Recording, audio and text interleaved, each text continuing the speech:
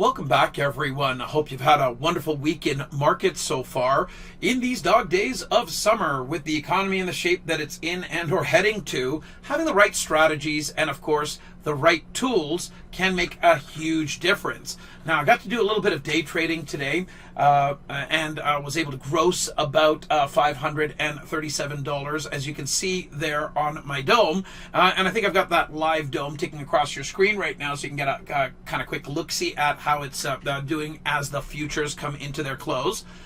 Day trading strategies and shorter term acting strategies is really what you heard from Rob in his last video, and of course leading into this market week. Now, of course, all trading that I do is, of course, with real live money, but what I do might not be right for folks that are watching.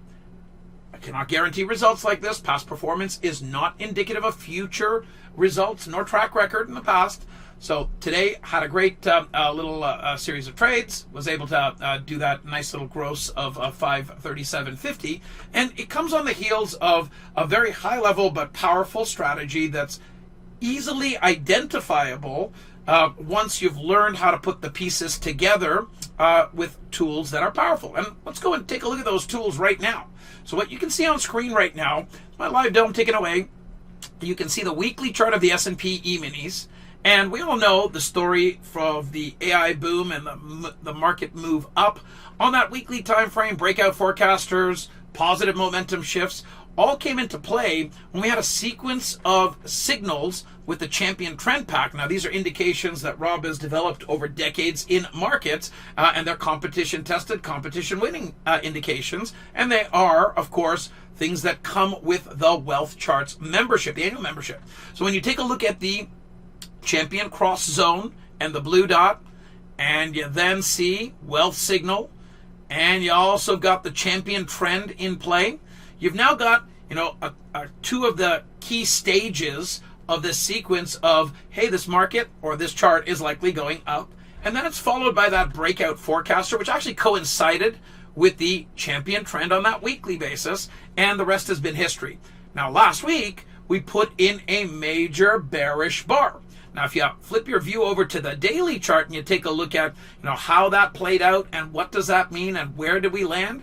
Well, the downside that has played out has not eradicated buy signals on the weekly chart, that's to be sure. And this still is a market that is overall more bullish than bearish, but we've got a lot to chew through if we're going to get back to going up. And we've got an inflation data print tomorrow morning.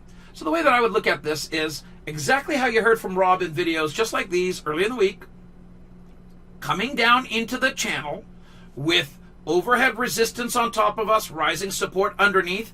Chop in the channel is what was expected, and here we are. And with that came the insight of coming into the market and wanting to be bearish or bullish could be a troubling moment for many traders.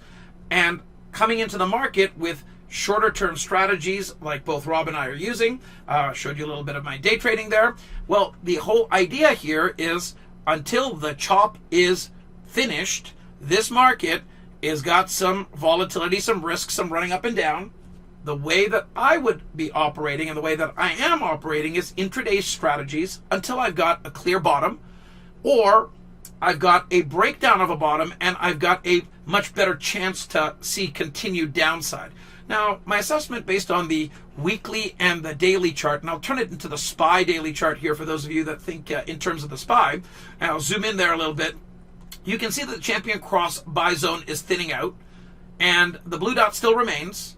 You can see that we are under some negative momentum shifts, negative divergence preceded that, and we've got some chop in the channel exactly as you heard from Rob. Now, if we are to see price action come down during the CPI release tomorrow morning, break the bottom of the channel, and then close back up into the upper half, or better yet, above the top lip of the channel, well, there may be some cause for bullish long side intraday trading that could be triggered by that event.